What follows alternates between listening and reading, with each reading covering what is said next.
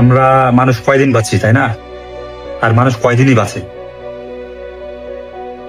লাইফের অর্ধেকটা বয়স তো চলে গেছে, এখন বাকি যে অর্ধেক বয়স আছে এইটার ভিতরে অনেক কিছু করতে হবে। তো কেউ যদি শর্ট টাইমে কিছু করতে চান, তো বিজনেস, জব দিয়ে কিছু হয় না ভাই।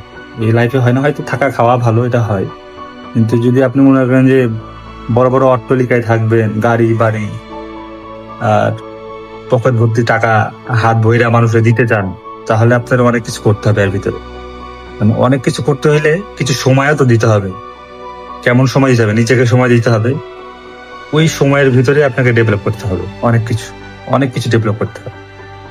এখন ফরেক্স ট্রেডিংটা এমন একটা প্ল্যাটফর্ম যেখানে টাকার সমুদ্র। এই সমুদ্রতে ঝাঁপ দেওয়া যাবে না, এই সমুদ্র থেকে তুলে নিতে হবে, সেটা বালতিতে হোক আর গ্লাসে হোক আর বড় ব্যারেলে হোক। এখান থেকে টাকা তুলে তুলে নেওয়া শিখতে হবে আপনাকে।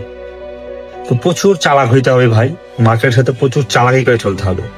ভোদাইরা এই জায়গায় পারে না, ভোদাইয়ের মতো করে চললে মার্কেট শুধু লসই হবে। তো যেটা আমার মূল পয়েন্ট কথা, সেটা হলো যে প্রচুর পরিমাণে চালাক হইতে হবে, চালাক হইলেই মার্কেটে টিকে থাকতে পারবে।